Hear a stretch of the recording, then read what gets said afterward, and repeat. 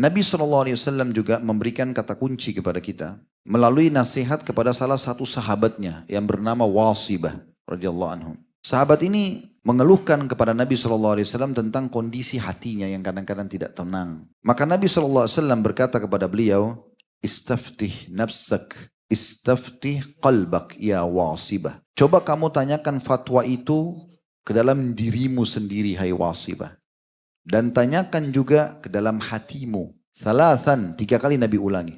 Lalu beliau mengatakan, wal ithmu, al-birru matma'annat ilaihi nafs, watma'anna ilaihi al-qalb. Ketahuilah kebaikan-kebaikan kalau kau sibuk lakukan, ketaatan-ketaatan, itu akan membawa kepada ketenangan jiwamu. Ini dari saksi bahasan kita.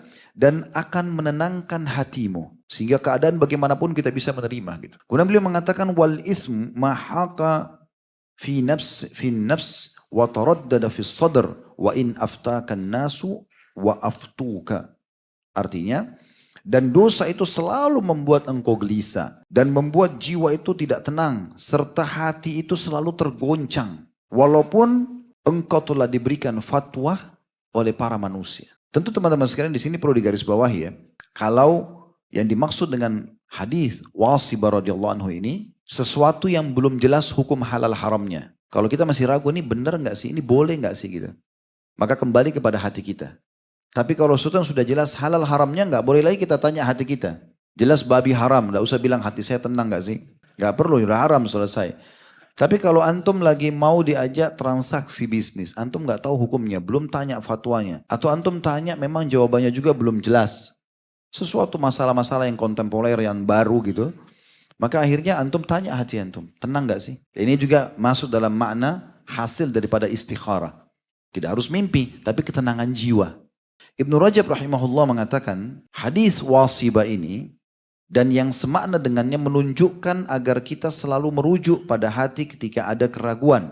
Jika jiwa dan hati tenang, maka itu suatu kebaikan dan halal. Namun jika hati dalam keadaan gelisah, maka itu berarti suatu dosa dan keharaman. Ingatlah, kata beliau, hadis Wasibah dimaksudkan pada perkara yang belum jelas halal haramnya. Apakah termasuk dosa atau bukan? Sedangkan yang sudah jelas halal haramnya, maka tidak perlu rujuk ke dalam hati. Tapi yang kita tidak beratkan di sini teman-teman sekalian, bahwasanya kegelisahan yang sedang dibahas dalam dosa besar ini itu disebabkan selain ada potensi dalam diri memang karena dosa. Memang karena adanya dosa.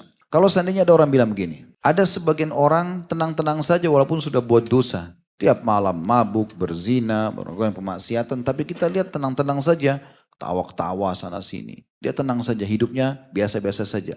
Maka bagaimana jawabannya? Sementara tadi Ustaz sudah memberikan gambaran kalau buat dosa pasti hati gelisah. Maka ini dijawab oleh para ulama mengatakan itu karena hati mereka sudah kotor. Dan dosa sudah bukan lagi menjadi sesuatu yang biasa bagi mereka. Bukan lagi menjadi sesuatu yang luar biasa tapi menjadi sesuatu yang biasa. Kalau orang sudah pas mau berzina sekali atau dia baru berzina sekali, Allah masih kasih dia peringatan-peringatan. Dia menyesal, dia takut, dia segala macam gitu. Nah tapi kalau seseorang itu sudah melakukan rutinitas berzina, kumpul kebo terus sekian lama gitu kan. Dan jadi biasa, maka itu masuk dalam firman Allah subhanahu wa ta'ala. Yang Allah sebutkan dalam surah Al-Mutaffifin ayat 14. Kalla barrana ala qulubihim ma kanu yaksibun. Sekali-kali tidak, sebenarnya apa yang mereka usahakan telah menutupi hati mereka. Ibnu Qayyim menanggapi ini mengatakan, jika hati sudah semakin gelap dengan dosa-dosa, maka amat sulit untuk mengenal petunjuk dan kebenaran. Jadi setelah kita bacakan tadi tafsirnya, kita juga sudah menjelaskan penyebab utama daripada munculnya sifat keluh kesah ini dan akhirnya terbumbuhi dan menjadi pola dalam kehidupan seseorang justru kalau dia buka pintu dosa. Kemudian di sini penulis Syekh Muhammad mengangkat setelah ayat Al-Quran adalah hadis Nabi alaihi salatu wassalam, syarru ma fir rajuli syuhun hali'un wa jubnun khali'. Diriwayatkan oleh Abu Daud dengan sanad jayyid. Terjemahannya, sejelek-jelek perkara yang ada pada seseorang adalah kikir yang suka berkeluh kesah dan sifat sangat penakut. Di sini kan beliau mengangkat dalam judul buku ini, judul dosa besar ini. Jadi karena Nabi SAW mengatakan syarru ma fir rajul, yang paling buruk ada pada diri, jiwa, hati seseorang justru syuhun hali'. Yang dimaksud adalah seseorang itu kikir dan suka berkeluh kesah. Kemudian juga jubnun hali' atau sifat penakut yang berlebihan. bukan pada tempatnya. Maka ini jadi saksi bahasan kita tentang masalah kenapa dia masuk dalam kategori dosa besar. Kenapa dia masuk dalam kategori dosa besar. Melihat kira-kira bagaimana atau siapa saja yang bisa lolos dari sifat keluh kesah ini. Allah sebutkan sifat-sifatnya. Sekarang kita akan baca surah Al-Ma'arij, ya, ayatnya dan terjemahannya. Itu dimulai dari ayat 21-nya sampai ayat 35. Surah nomor 70 ya.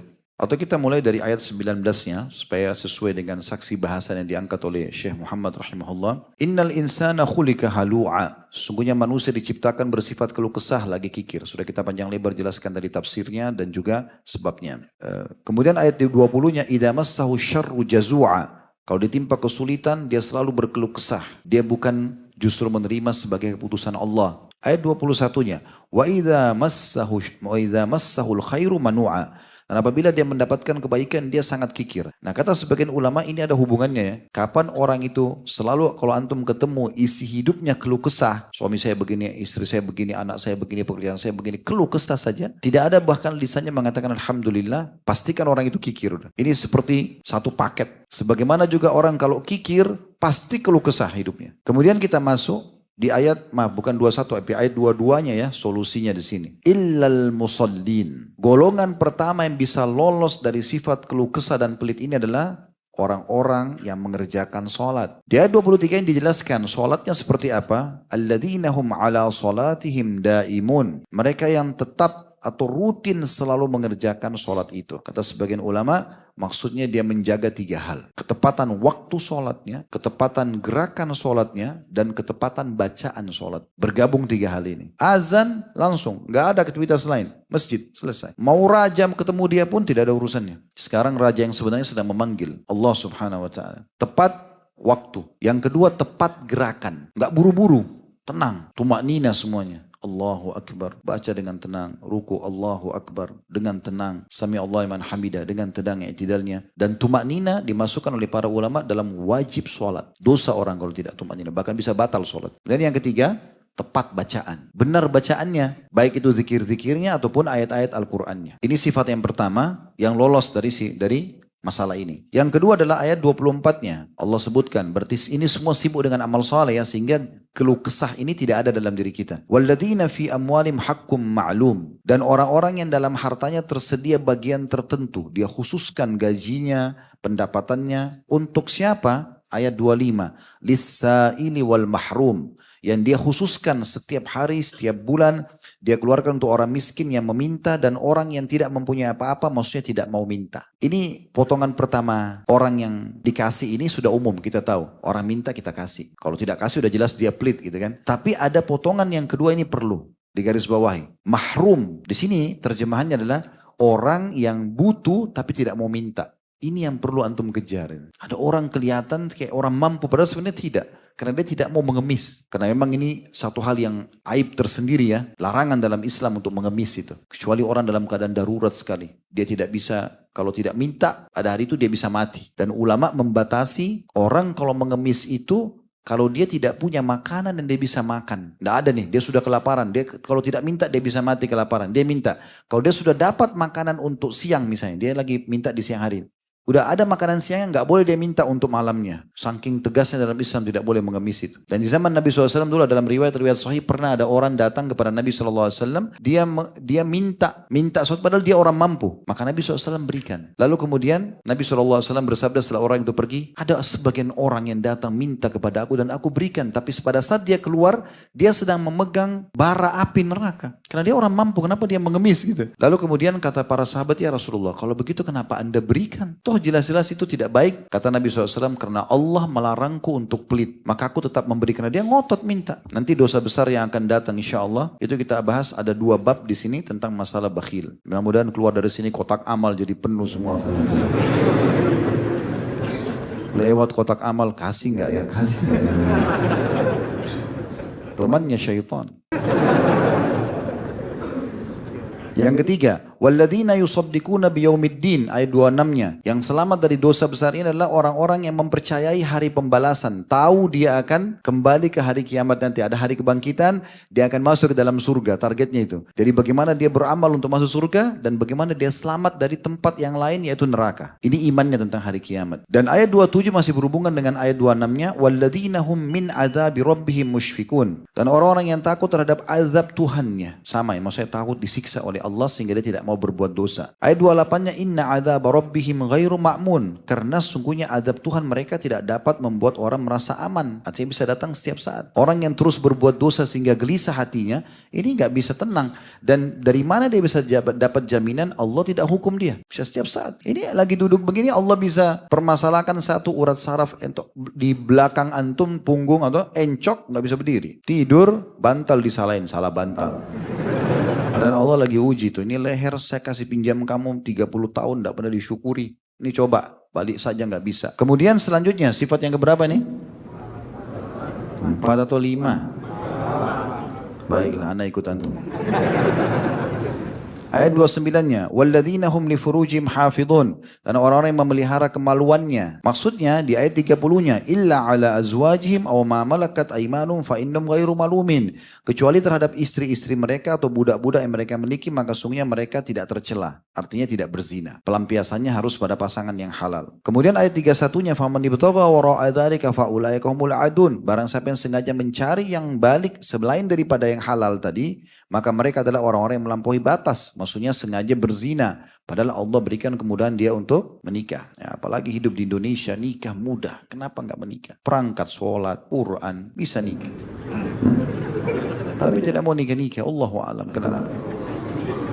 Kalau masa corona kemarin antum nikah itu luar biasa. Banyak yang mau nerima mahar murah. Tiba-tiba hadir di Blok M sebelum corona, hadir sekarang hadir sudah punya anak.